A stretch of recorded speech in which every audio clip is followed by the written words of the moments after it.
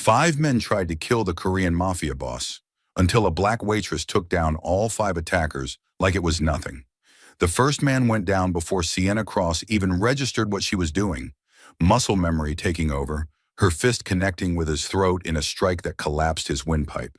The second man lunged with a knife, and she disarmed him with a move she'd sworn she'd never use again, breaking his wrist with surgical precision. 3 more attackers circled the bleeding Korean man on the ground, and Sienna's body moved like water, flowing through combinations her hands remembered even though her mind had tried to forget. 15 seconds. That's all it took. 5 men unconscious or groaning on the rain-slicked pavement behind Jade Palace restaurant, and Sienna standing over them, breathing hard, knuckles split and bleeding. The man they'd been beating to death stared up at her, with dark eyes wide with shock and something else. Recognition of violence. The kind only people who live in that world can truly see. Jesus Christ, Sienna whispered, reality crashing in. Her hands were shaking now, adrenaline fading into horror at what she'd just done, what she'd just revealed. She'd spent 3 years building a new life, hiding from her past, waitressing at diners and pretending she was just another girl trying to make rent. And in 15 seconds, she'd blown it all apart. The man coughed blood, trying to push himself upright. You? Who are you? Nobody. I'm nobody. Sienna backed away, panic clawing at her throat. I didn't see anything. You didn't see anything. We never met. Wait. He reached for her, but Sienna was already running, her server's apron still tied around her waist, her sensible work shoes slapping against wet concrete as she fled the scene. Behind her, she heard sirens, heard the man calling after her in Korean, but she didn't stop, couldn't stop, because if he found out who she really was, what she'd been, everything she'd built would come crashing down. What Sienna didn't know was that Lee Tae-hyun, heir to the most powerful Korean crime family in Los Angeles, had already memorized every detail of her face, and he never forgot a debt. 3 days later, Sienna was pouring coffee at Mel's Diner in Silver Lake, pretending her hands weren't still bruised, pretending she didn't jump every time the door chimed. She'd covered the damage with makeup and long sleeves, told her manager she'd fallen down her apartment stairs. Another lie to add to the collection. You okay, honey? Mel asked, the 60-year-old owner who'd given Sienna a job when no one else would. You've been jumpy since Monday. I'm fine. Just didn't sleep well. Sienna forced a smile and grabbed the coffee pot, moving to refill cups at the counter. Normal. She needed to be normal. Just another waitress with a bland smile and no past worth investigating. The door chimed. Sienna looked up reflexively and froze. Lee Tae-hyun stood in the doorway, looking completely different from the bleeding man in the alley. Now he was pristine, expensive charcoal suit tailored to perfection, dark hair styled back, moving with the kind of predatory grace that made everyone in the diner instinctively look away. But his eyes, those dark, intelligent eyes, were locked on Sienna with laser focus. Their gazes met across the diner, and Sienna saw the exact moment he confirmed it was her. Saw the slight curve of his lips, the way he moved directly toward the counter without breaking eye contact. Every instinct screamed at her to run, but her feet were rooted to the linoleum floor. Coffee, please, he said in perfect English, settling onto a stool directly in front of her. Up close, she could see the fading bruises on his jaw, the small cut above his eyebrow, evidence of the beating she'd interrupted. Black, no sugar.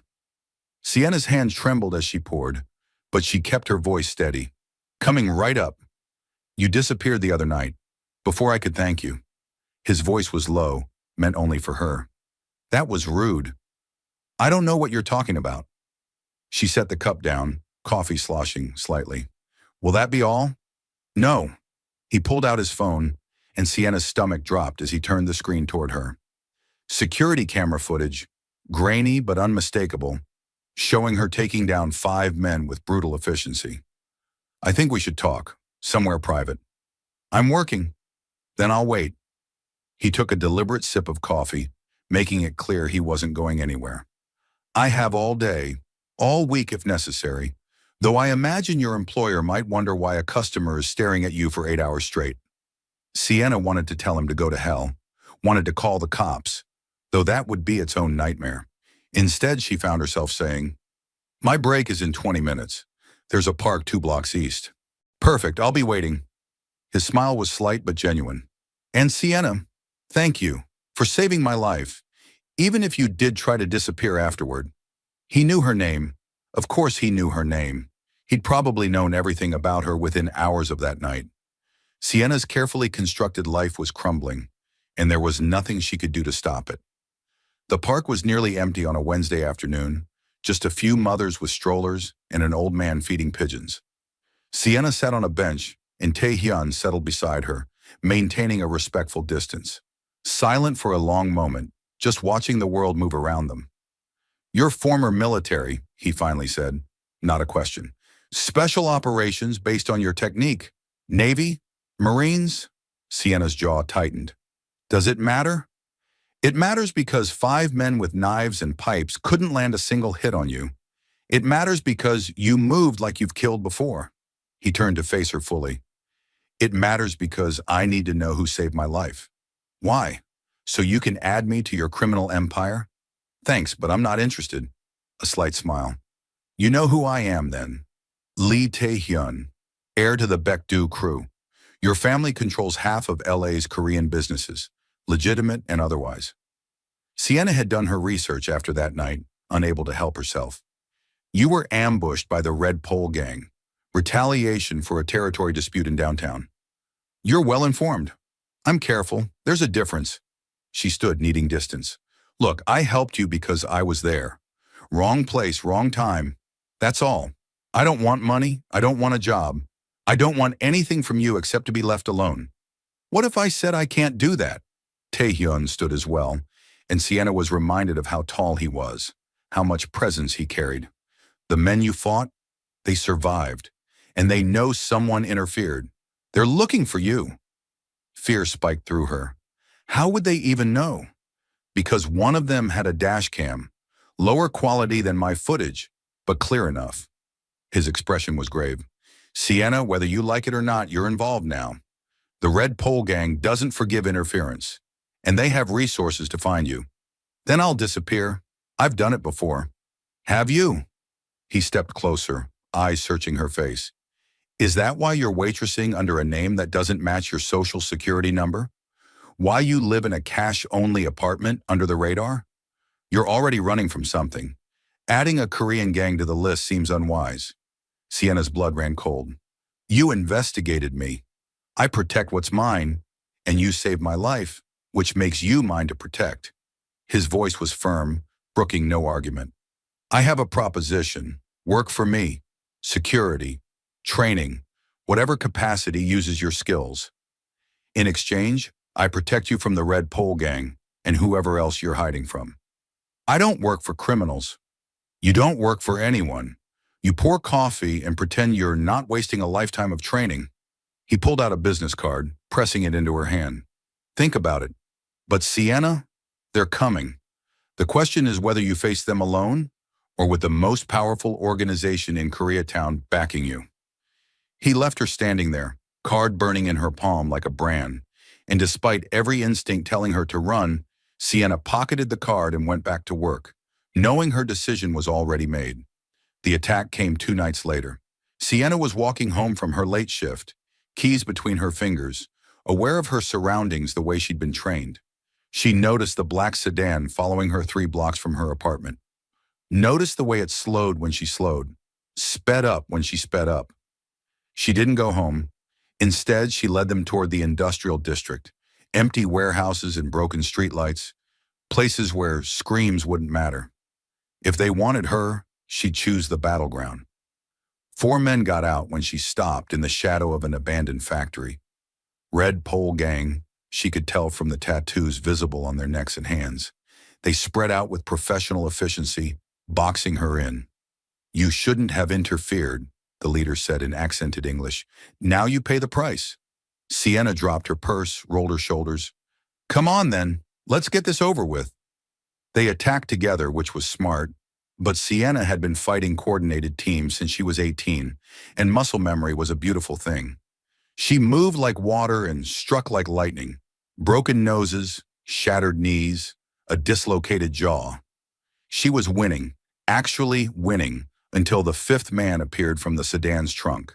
This one was different, bigger, trained, moving with the same deadly efficiency she possessed.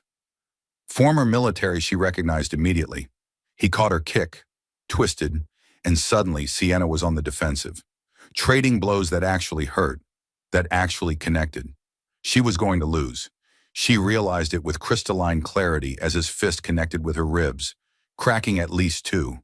Going to die in this shitty industrial lot because she'd been stupid enough to help a stranger.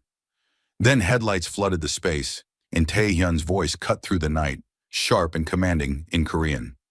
The big fighter hesitated, and that's all Sienna needed. She swept his legs, brought him down hard, and pressed her forearm against his throat until he stopped struggling. Tae-hyun's people, 5 men in dark suits, surrounded the Red Pole gang members. He approached Sienna, taking in her bleeding face, her labored breathing, the way she was cradling her ribs. "I had it under control," she gasped out. "Of course you did. That's why you're bleeding, and probably have broken ribs." He shrugged off his jacket, draping it around her shoulders. "Come on, let's get you patched up. I can take care of myself." "Sienna." His voice was gentle but firm. "Let me help. Please, you saved my life. Let me return the favor." She was too tired to argue, too hurt to run. So she let him guide her to his car, let his people handle the unconscious gang members, and tried not to think about how good his jacket smelled or how safe she felt for the first time in 3 years. Taehyun's penthouse was nothing like Sienna expected. She'd imagined ostentatious wealth, tacky displays of power. Instead, it was minimalist and beautiful. Clean lines, warm woods, floor-to-ceiling windows overlooking the city. Art on the walls that looked original. Books everywhere. "Sit," he directed, pointing to a leather couch. "I'll get the first aid kit." "I'm getting blood on your furniture." "It's leather. It'll clean." He returned with a professional medical kit, far more extensive than anything a civilian should own. "Shirt off. I need to check your ribs." Sienna hesitated, then complied, wincing as she pulled the fabric over her head.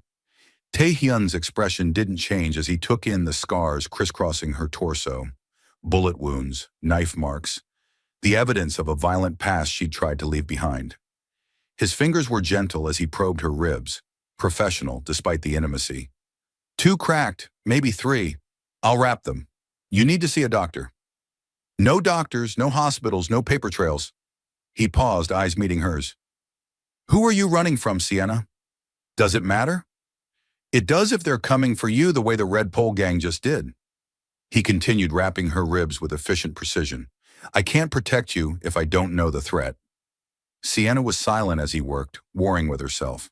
3 years of secrets, 3 years of hiding, and this man was asking her to spill everything. But he'd saved her life tonight. And there was something in his eyes. Not judgment, just curiosity and maybe concern. "I was Army, Special Forces. Did 3 tours in Afghanistan, 2 in Syria." The words came slowly, painfully. "My last mission went bad, really bad. We were supposed to extract a high-value target, but it was a setup. My entire team was killed, everyone except me." Taehyun's hands stilled on the bandage. "How did you survive?" "Because I made a deal with the devil. A local warlord offered me a choice. Work for him or die with my team. So I worked for him. For 6 months I did things—" Her voice cracked. "Things I can't take back. Horrible things, until I found a way to escape. And now? Now the army thinks I'm a traitor who defected. The warlord wants me dead for escaping. And I'm just trying to survive day by day, pouring coffee and pretending I'm not waiting for someone to put a bullet in my head." Silence. Taehyun finished wrapping her ribs, then sat back on his heels. "That's why you use a false name. Why you live off the grid." "Yeah, and why I can't work for you. I'm radioactive, Taehyun. Anyone close to me ends up dead or worse." "Then it's good I'm already marked for death." He said it so matter-of-factly that Sienna almost laughed. "Sienna, I run a criminal organization. People want me dead every day of the week. Adding your enemies to the list doesn't change my risk calculation." "You don't understand. I understand perfectly. You're former military, with a skill set most people can't imagine. You're on the run from multiple hostile entities. You're alone, scared, and running out of options. He moved to sit beside her on the couch. And I'm offering you a way out. Protection, purpose, a chance to use your skills for something other than survival. Why? Why would you do this for me? Because you saved my life without hesitation. Because you're wasting your potential pouring coffee.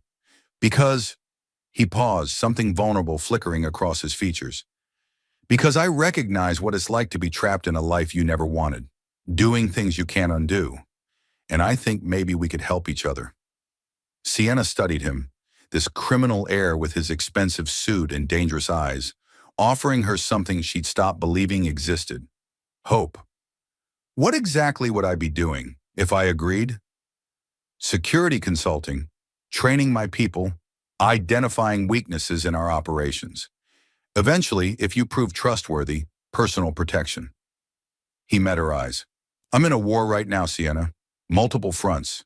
The Red Pole Gang, rival Korean families, organizations trying to move into our territory. I need someone with your skills, someone outside the traditional structure who can see threats others miss. And in exchange, I protect you. New identity, bulletproof this time. Resources to handle anyone who comes looking. And, he smiled slightly, a purpose. Something to fight for besides just surviving another day. It was insane, absolutely insane, trading one dangerous life for another. But Sienna was tired of running, tired of being alone, tired of pretending she was someone she wasn't. Okay, she heard herself say. Okay, I'll do it. But Tae-hyun, if this goes bad, if your people get hurt because of me, then we'll handle it together. He offered his hand. Welcome to the Baekdu crew, Sienna Cross. She took his hand, sealing her fate, and tried not to notice how right it felt. The next 6 months transformed Sienna's life completely. Tae-hyun set her up in a secure apartment in his building, 2 floors down from his penthouse, modern and comfortable, with security she'd helped design. He introduced her to his inner circle, and she assessed his entire operation with a tactical eye. Your people are loyal but poorly trained, she told him during her first formal briefing. Half your guards couldn't stop a determined teenager, let alone a coordinated attack. And your security protocols have more holes than Swiss cheese. His lieutenants bristled at the criticism, but Tae-hyun just nodded. Fix it. So she did. Sienna implemented new training programs, redesigned security procedures, identified vulnerabilities in their operations. She was brutal and exacting, pushing Tae-hyun's people harder than they'd ever been pushed. Some resented her. Most learned to respect her when they saw the results. And slowly, carefully, she began to know Tae-hyun himself. Not the heir, not the crime boss, but the man underneath. She learned he'd never wanted this life, that he'd been studying economics at UCLA when his father was killed, forced to abandon his education and take over the family business at 22. That he read philosophy and collected art and had a dry sense of humor that caught her off guard. Why did you stay? She asked one night, sharing late takeout in his office after a long strategy session. You clearly hate this. Why not walk away? Because 300 families depend on us for protection, for income, for survival. Because if I walk away, someone crueler takes over. Someone who doesn't care about the community, just profit. He set down his chopsticks. My father was brutal, but he believed in protecting our people. I can't abandon that legacy, even if I hate the methods. You're a good man stuck in a bad position. I'm a criminal trying to find redemption that doesn't exist. His smile was sad. We're quite a pair, aren't we? The soldier who made deals with devils and the heir who can't escape his father's shadow. They were. And somewhere in those late-night conversations, those shared moments of vulnerability, Sienna felt something shift. Began to see Tae-hyun not as an employer or even a friend, but as something more dangerous. She was falling for him, and that was the most reckless thing she'd done yet. The realization hit fully during a mission 3 months into her employment. The Red Pole Gang had kidnapped the daughter of one of Baekdu's allied families, a 14-year-old girl held for ransom. Tae-hyun wanted to negotiate. Sienna had a better idea. Let me get her, she said. Tactical extraction, in and out before they know what happened. Too dangerous. They'll be expecting retaliation. They'll be expecting an army. They won't be expecting one person. Sienna pulled up building schematics on the screen. I've done this 100 times. Give me 2 hours and I'll have her back. Sienna? Tae-hyun, trust me. This is what I was trained for. He studied her for a long moment, then nodded. Fine, but you take comms. And if anything goes wrong, you call for backup immediately. The extraction went perfectly. Sienna infiltrated the warehouse where they were holding the girl, neutralized 6 guards without killing any of them, Tae-hyun's one rule, and had the girl out in 90 minutes. Clean, professional, exactly like old times. Except when she returned to headquarters, Tae-hyun was waiting in the garage, and the moment he saw her, something in his carefully controlled expression cracked. He pulled her into his arms, holding her so tightly she could barely breathe. Don't do that again, he said into her hair. Don't go into danger alone. I was losing my mind. Sienna pulled back, confused. Tae-hyun, this is my job. This is what you hired me for. I know, but... He cupped her face, thumbs brushing her cheekbones. Sienna, you're not just an employee anymore. You're God, you're everything. And the thought of losing you... She kissed him, didn't let him finish the sentence, just rose on her toes and pressed her lips to his. 3 months of tension and longing, finally breaking free. He responded immediately, arms wrapping around her waist, kissing her like she was air, and he was drowning. They broke apart, both breathing hard. This is a bad idea, Sienna whispered. Terrible idea, Tae-hyun agreed. You work for me. It's completely inappropriate. And dangerous. Relationships in this world are liabilities. Absolutely. He kissed her again, softer this time. Want to come upstairs? Continue this very bad, inappropriate, dangerous idea? Yes, Sienna said without hesitation. God, yes. They barely made it to his penthouse before hands were roaming, clothes being discarded. Tae-hyun lifted Sienna effortlessly, carrying her to his bedroom while she wrapped her legs around his waist. They made love with desperate intensity, 3 months of denial erupting into something consuming and perfect. Afterward, tangled in his sheets, Sienna traced the scars on Tae-hyun's chest, evidence of his own violent past. What happened here? She touched a particularly nasty one near his heart. Knife fight when I was 20, before my father died. He was testing me, seeing if I was strong enough to lead. Tae-hyun's voice was flat. I almost wasn't. Your father sounds like he was a piece of work. He was brutal, believed strength came through pain, loyalty through fear. He made me into a weapon, then was surprised when I resented him for it. He pulled her closer. But he's gone now, and I'm trying to be different, build something better. You are different. You care about people, about doing things the right way, even when it's harder. I care about you. He kissed her forehead. More than is probably wise. Same. Sienna settled against his chest, listening to his heartbeat. Tae-hyun, what are we doing? Really?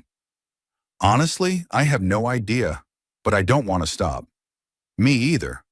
Even though she knew it was reckless, knew that loving him made her vulnerable in ways she'd sworn never to be again. But Sienna was tired of running, tired of denying herself connection because of fear. So she stayed, and for a few perfect months, they built something that felt almost normal. Working together during the day, falling into bed together at night, learning each other's bodies and souls with equal intensity. But peace was always temporary in their world. The threat came from an unexpected direction, not the Red Pole gang or rival families, but from Sienna's past. A man named Rashid Kahani, the warlord she'd worked for in Syria, had tracked her to Los Angeles. His message was delivered via a severed finger left on Tae-hyun's doorstep, along with a note in Arabic that Sienna had to translate. Return what belongs to me, or I'll take everything you love. He's here, Sienna said, staring at the finger with numb horror. In L.A., he found me. Who is this? Tae-hyun demanded, anger and fear warring in his expression. The warlord I told you about, the one I worked for. Her hands shook. Tae-hyun, he's not like the gangs you deal with. He's a different kind of monster. He has unlimited resources, no conscience, and he won't stop until I'm dead or back under his control. Then we kill him first. You can't. He has connections everywhere. Military, intelligence agencies, terrorist organizations. He's untouchable. Nothing's untouchable. Taehyun pulled her into his arms. Sienna, we face this together. You're not alone anymore. He'll kill you. He'll kill everyone close to me. That's what he does. Destroys everything until you have no choice but to come back. Tears streamed down her face. I should leave. Disappear before he hurts you. The hell you will. His grip tightened. You're not running anymore. We end this. Together. The war with Rashid Kahani was brutal and asymmetric. He attacked Baekdu operations, targeting civilians to draw Sienna out. Bombed a restaurant, killing 12. Kidnapped 2 of Taehyun's lieutenants and sent them back tortured but alive. Each attack was a message. Surrender or watch everyone die. Let me go to him, Sienna begged after the restaurant bombing. Let me end this before more people get hurt. No, we find another way. There is no other way. Taehyun, I know this man. He won't stop. The only thing he'll accept is me. Then we give him you. On our terms. Taehyun's eyes were hard, calculating. We set a trap. Make him think you're surrendering, but actually, we're walking him into an ambush. It was dangerous, possibly suicidal, but it was the only option they had. Sienna arranged a meeting in neutral territory, an abandoned factory in the industrial district. She'd come alone, unarmed, submit to Rashid's demands, except Taehyun's people would be positioned throughout the building, waiting for the signal. If this goes wrong, Sienna started the night before the meeting, it won't. But if it does, I need you to know. She took his hands. I love you. I didn't think I could love anyone after everything I've done, but you made me believe I could be more than my past. You are more. You're everything. He kissed her fiercely. And we're going to survive this. We're going to have a future. I promise. The meeting was set for midnight. Sienna walked into the abandoned factory alone, hands raised, dressed in simple clothes with no weapons. Rashid waited in the center of the space, older than she remembered, but still radiating menace. His men, at least 20 of them, surrounded the perimeter. Sienna, my lost property finally returns. His accent was thick, mocking. Did you think you could hide forever? I came back, like you wanted. Just let the others go. This is between us. Oh, but it's so much more than that now. You cost me time, money, reputation. Simply having you back isn't enough. He stepped closer. I'm going to kill your Korean lover slowly, make you watch. Then I'll burn his entire organization to the ground before we leave this city. That wasn't the deal. I don't make deals with property. He nodded to his men. Search her. Then we'll begin. 2 men approached, and that's when everything went wrong. One of them recognized something, maybe the way Sienna stood, maybe just instinct, and grabbed her arms, shouting a warning in Arabic. The ambush was blown. Gunfire erupted from all sides. Taehyun's people opening fire too early. Rashid's men returning fire, and Sienna trapped in the middle. She dropped low, using the concrete pillars for cover, unarmed but not helpless. Chaos. Pure chaos. Bodies falling, screams echoing, the smell of gunpowder thick in the air. Sienna moved through it like a ghost, taking weapons from fallen enemies, returning fire with deadly precision. She was back in Syria, back in the worst moments of her life, and it felt horribly familiar. She found Rashid trying to escape through a side entrance, tackled him from behind, and they went down hard. He was strong, skilled, and they fought with the viciousness of people who had nothing to lose. He got a knife, cut her arm deep. She broke his knee, heard him scream. Then Taehyun was there, gun trained on Rashid's head. Move and I'll paint the walls with your brain. Rashid laughed, blood bubbling from his lips. You think killing me ends this? I have brothers, cousins, an entire network. They'll hunt her forever. Then they can try. Taehyun's finger tightened on the trigger. But you won't be around to see it. The shot echoed through the factory. Rashid Kahani, the monster who'd haunted Sienna's nightmares for 3 years, slumped to the ground, finally dead. Sienna stared at the body, feeling nothing. No relief, no satisfaction. Just exhaustion and the knowledge that there would be others. There were always others. Come on, Taehyun said gently, pulling her up. Let's go home. The aftermath was complicated. Rashid's organization did come looking, but they found a united front. Big Du and their allied families, all protecting Sienna. After 3 more attacks failed, they retreated, deciding she wasn't worth the cost. The army investigation into Sienna's defection was quietly closed after Tai Hyun used his connections to leak evidence of the impossible situation she'd been in, the choices between survival and death. Her record was sealed, not cleared, but enough to stop active pursuit. And slowly, carefully, Sienna and Taehyun began building something real. Not just a relationship born from danger and proximity, but an actual future.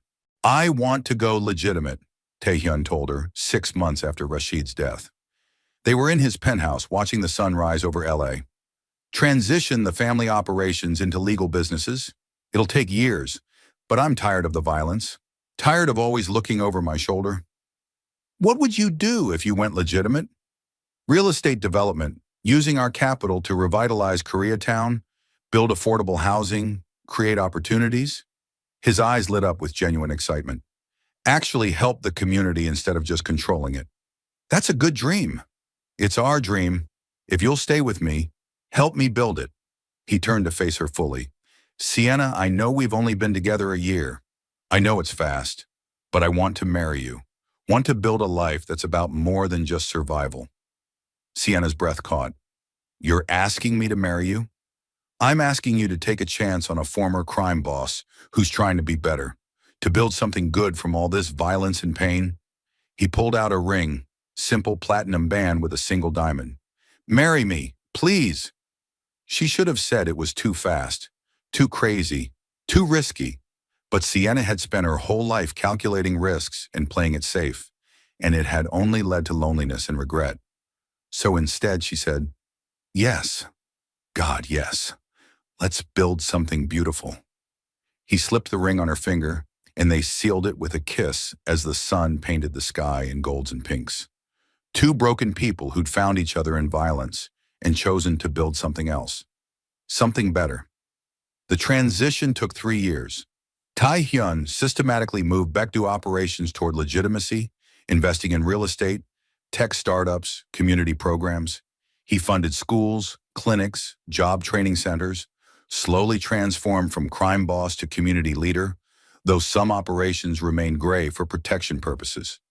Sienna became his partner in everything, security consultant officially, but really his strategic advisor, his conscience, his anchor.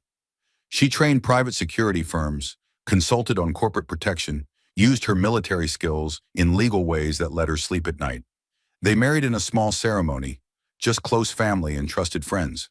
Sienna wore a simple white dress, Tae-hyun wore a traditional hanbok, and they exchanged vows in English and Korean, promising to protect and cherish each other through whatever came next. You know, people will always see us a certain way, Sienna said during their first dance. The soldier and the criminal. They'll never forget what we were. Let them judge. We know the truth. He pulled her closer. We're survivors who found each other, who chose to be better. That's enough. 2 years after the wedding, they stood together at the opening of their community center, a massive facility in South Central LA, offering job training, education, childcare, medical services. Everything the neighborhood needed, but never had. We should give a speech, Tae-hyun said, watching the crowd gather. You give the speech. I'll stand menacingly in the background. Play to our strengths. Sienna smiled and he laughed, that sound that still made her heart skip. He did speak about community, opportunity, second chances, about how everyone deserves a path forward, no matter their past. The crowd applauded and Sienna watched him with fierce pride. This man who'd been born into violence and chosen something different, who'd taken his resources and used them for good. Afterward, a young black girl approached Sienna shyly. Are you really a soldier? My dad said you were in the army. I was, long time ago. That's so cool. I want to be in the military someday. But my teachers say girls like me don't do stuff like that. Sienna crouched to the girl's eye level. Listen to me. Girls like us can do anything. Be anything. Don't let anyone tell you otherwise, you understand? The girl nodded, eyes wide with possibility. Sienna watched her run back to her parents, and something tight in her chest loosened. This was what all the pain had been for. The chance to give others the opportunities she'd never had. You're going to be an amazing mother someday. Taehyun said softly, coming up behind her. Sienna turned to face him. Is that your way of saying something? Maybe, if you're ready. I know we said we'd wait, but he shrugged, almost shy. I want a family with you. Want to raise kids who understand both worlds, who see past divisions, who know that their mother is the strongest person alive, and their father is trying his best to be worthy of her. You're already worthy, she kissed him softly. And yes, let's have a family. Let's build something that outlasts us. 5 years later, Sienna stood in their home. A beautiful house in Pasadena with a garden and a white picket fence, and every cliché of suburban normalcy, watching their 3-year-old daughter play.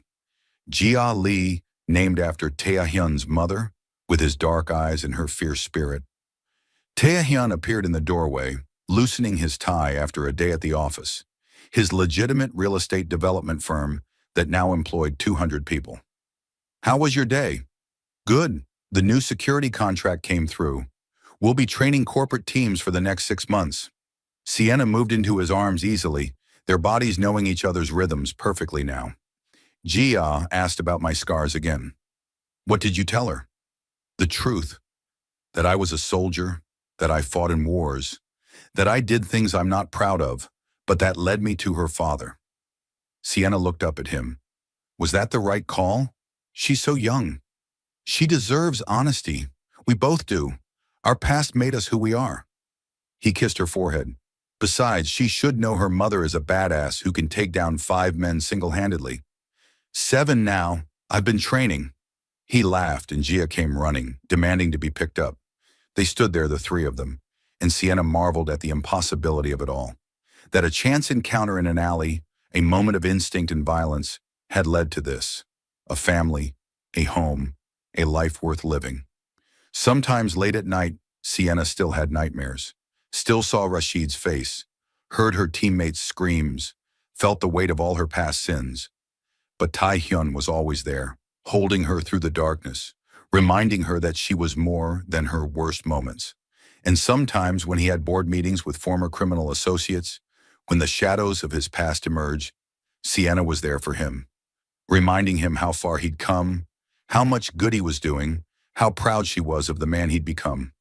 They were imperfect people building an imperfect life, haunted by violence they could never fully escape.